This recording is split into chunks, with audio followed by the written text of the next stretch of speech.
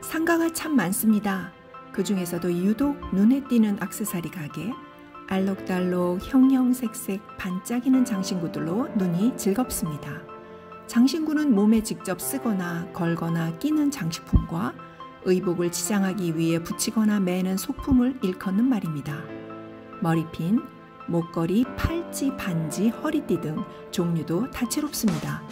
장신구는 인간의 원초적인 심리감을 나타내는 장식성과 실용성, 그리고 신분을 나타내기도 하고 주술적 기능도 합니다. 장신구는 언제부터 사용했을까요? 옛날 옛적 사람들이 동굴에 그린 벽화입니다. 이런 그림을 통해 인류는 아주 먼 옛날부터 사냥과 채집을 했던 것을 알 수 있습니다.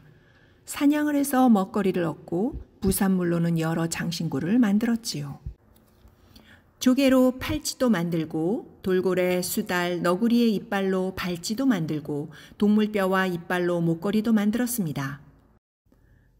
경주 황남동에서 출토된 1500년 전 신라시대 무덤에서는 한 사람이 금동관과 금드리개, 금귀걸이, 구슬가슴걸이, 은허리띠, 은팔찌, 구슬팔찌, 그리고 다수의 은반지를 착용한 모습으로 발견되었습니다. 인류는 초기부터 아름다움을 추구했음을 알 수 있습니다. 찰랑찰랑 긴 머리가 참 아름답습니다. 때로는 긴 머리를 끈으로 묶기도 하고 때로는 머리핀을 사용하기도 합니다. 우리 옛 선조들은 남자, 여자 모두 머리를 길게 길렀습니다. 그래서 긴 머리를 어떻게 하면 단정하고 멋지게 꾸밀 수 있는지에 관심이 많았습니다. 성인이 된 여자는 얹은머리, 쪽진머리를 했는데 이때 머리를 정돈하기 위해 비녀가 사용되었습니다. 다른 장신구들은 신분에 따라 사용이 제한된 것도 있었으나 비녀는 양반이나 평민이나 모든 성인 여자들이 다 착용했습니다. 금, 은, 동, 구리, 옥, 비취, 산호, 나무, 뿔 등 재료도 다양합니다. 무늬를 넣지 않고 단순하게 만들어진 민무늬 비녀도 많습니다. 비녀는 길쭉한 몸체 한쪽 끝 비녀머리 무늬에 따라서 비녀의 이름이 붙여지기도 합니다. 비녀를 매화꽃으로 장식한 매화잠, 비녀머리가 호두를 닮아 호두잠이라고 불리는 비녀도 있습니다. 꽃과 씨앗 문양이 있는 비녀도 있습니다. 자세히 보니 석류꽃과 석류씨앗이 정교하게 장식되어 있습니다. 이름은 석류잠입니다. 봉황 무늬가 있는 봉잠과 용 무늬가 있는 용잠은 왕가에서 많이 사용하였습니다. 대나무 마디와 댄잎을 형상화한 죽절잠도 있습니다. 죽절잠에 봉황 2마리가 함께 있으니 더욱 화려한 죽절잠이 되었습니다. 떨잠은 여성들이 머리에 꽂는 장식입니다. 떨리고 흔들린다고 하여 떨리는 비녀, 떨잠이라고 하지요. 원형이나 나비형의 옥판 위에 옥과 진주 등을 붙이고 나비와 새 모양 장식이 부착된 용수철이 달려 있습니다. 이걸 떨새라고 하는데 떨새가 흔들릴 때 참 아름답습니다. 머리의 앞쪽 중앙과 좌우에 대칭으로 꽂아 장식합니다. 쪽머리 가르마 가운데에 얹어 치장하던 장신구 첩지도 있습니다.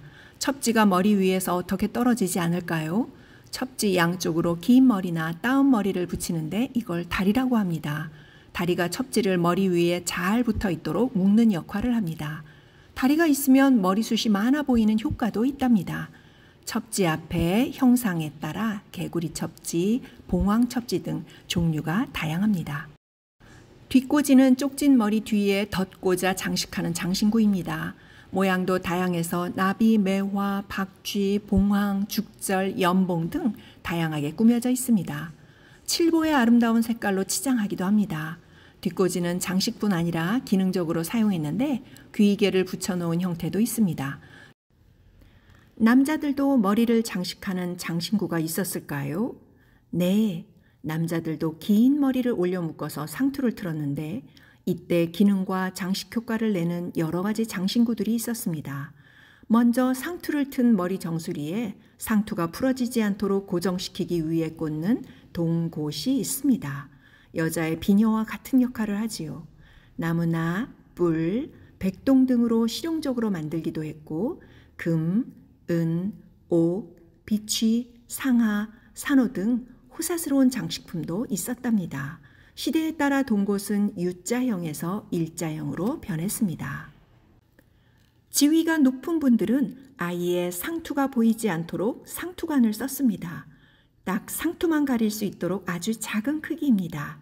상투관도 장식의 역할을 톡톡히 했지요. 끝없이 작은 비녀를 꽂는 상투관이 많았는데 나무, 뼈, 섬유, 가죽, 종이 등으로 만들었고 태극 문양, 팔괘 문양 등 다양한 문양도 넣었습니다. 상투 튼 머리가 흘러내리지 않도록 망건을 두르는데 망건 좌우 양쪽에 단추 모양의 관자를 달아 머리 크기에 맞게 조절했습니다. 꾸미기를 좋아하는 남자들은 관자에 꽃무늬를 새겨 넣기도 하고 팔각형 등 독특한 형태로 멋을 더했습니다. 망건 앞에는 갓이 바람에 날려 뒤로 넘어가지 않도록 고정시키는 풍잠을 달았습니다. 주로 타원이나 반달 모양인데 거북이 등껍질인 대모로 만든 대모 풍잠, 호박 풍잠 등 보석류가 큼직하게 사용되었습니다. 검은 빛깔 망건을 쓴 남성 이마 중앙에서 풍잠이 얼마나 눈에 띄는 장신구였을지 상상이 갑니다. 닷새를 굶어도 풍잠멋으로 굽는다는 말이 나올 정도로 남자들 체면을 상징하는 장식품입니다. 갓은 남자들이 쓰던 일상적인 모자입니다. 갓이 떨어지지 않도록 갓끈을 매는데 주로 헝겊으로 끈을 만들었지요. 장식을 위해서는 대모, 옥, 수정 등으로 만든 구슬갓끈을 달았습니다. 구슬갓끈은 갓에서 가장 사치스러운 부분입니다.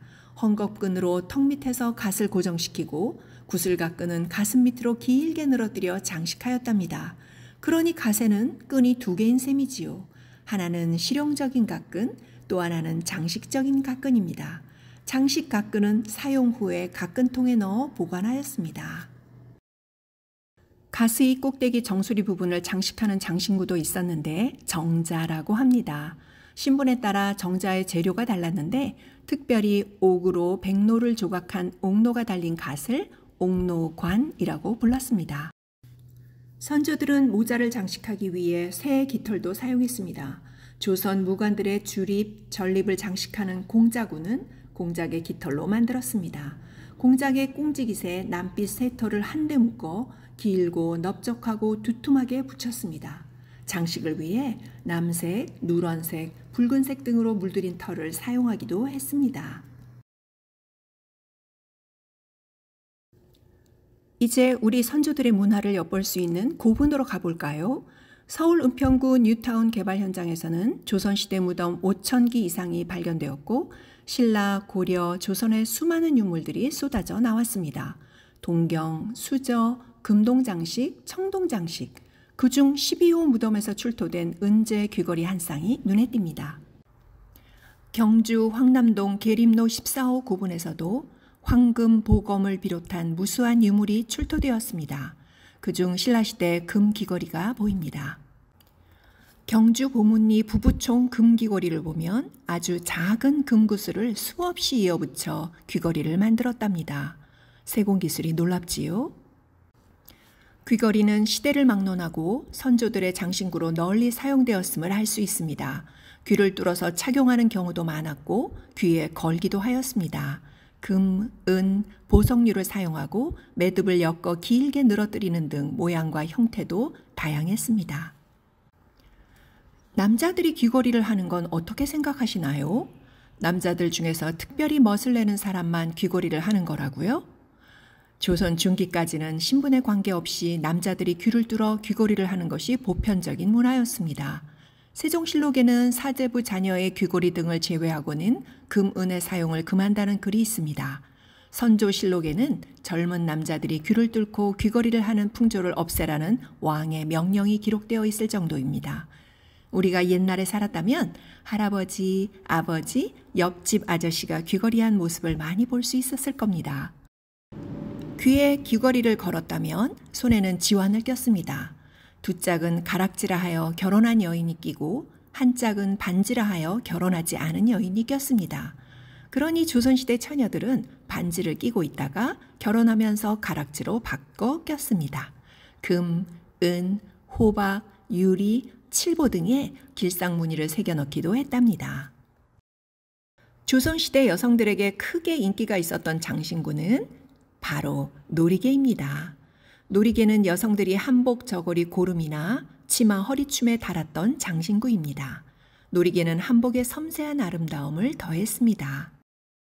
놀이개 하나로 된 것을 단장 놀이개, 세 개의 놀이개를 묶은 것을 삼작 놀이개, 그리고 오작 놀이개도 있습니다. 놀이개 윗부분에 호박, 옥, 산호 같은 귀한 보석을 달아 집안 대대로 대물림하기도 합니다. 장식용 놀이개에 실용적인 목적이 더해지기도 했습니다. 놀이개에 장도를 달아 호신용 기능을 하는 것을 장도 놀이개라고 하지요.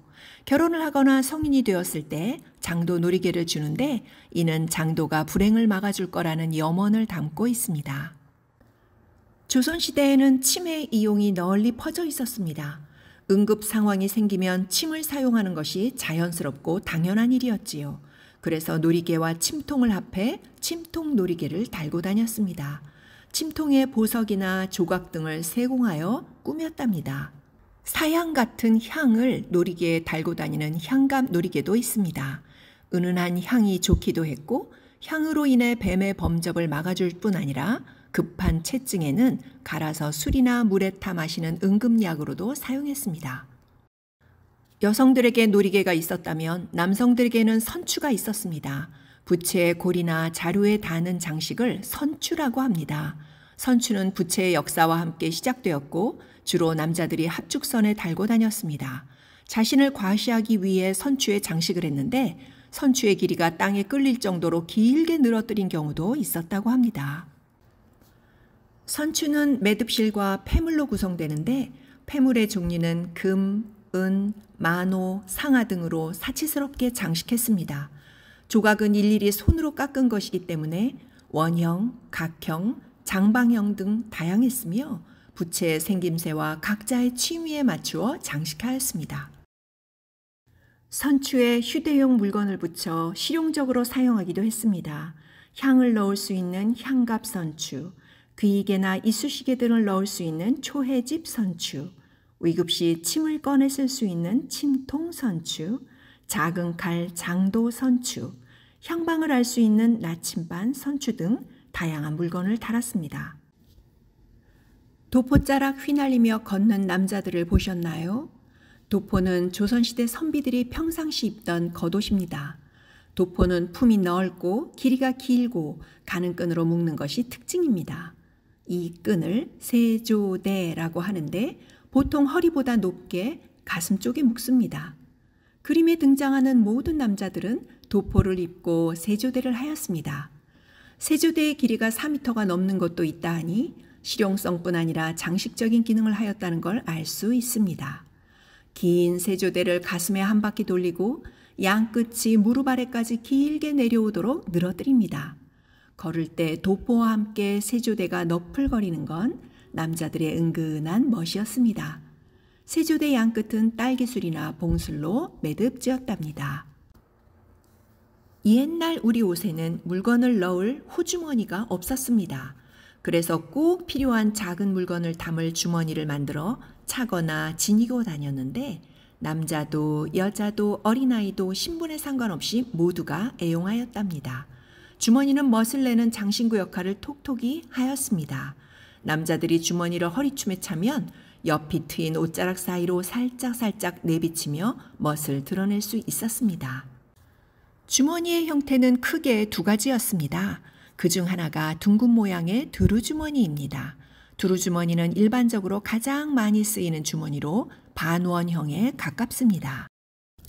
주머니의 또 다른 형태는 귀주머니입니다. 귀주머니는 네모지게 꾸민 후 위 양쪽을 접어넣고 아래 양쪽으로 귀가 나오도록 만든 모가진 형태의 주머니입니다. 그 밖에도 직선 주머니와 사선 주머니가 있습니다. 각각 넣는 물건에 따라 만들어지는 형태입니다. 주머니 속에는 무엇이 들어있을까요? 주머니의 활용은 매우 다양합니다.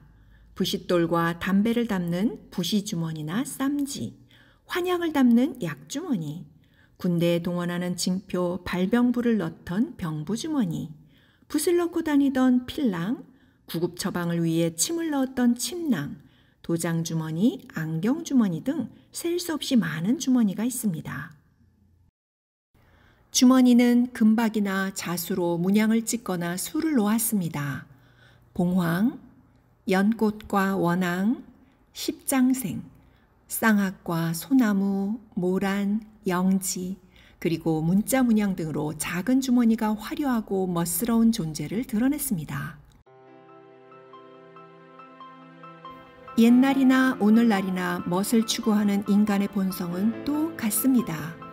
남자와 여자 모두 나름의 멋을 표현합니다. 색이나 재료의 다채로움을 볼 때 어쩌면 우리 선조들의 멋스러움이 한 수 위인지도 모릅니다. 미를 추구하는 감각과 손기술이 뛰어난 우리 선조들의 멋을 잘 살려서 우리만의 독특한 아름다움을 마음껏 표현해 봅시다.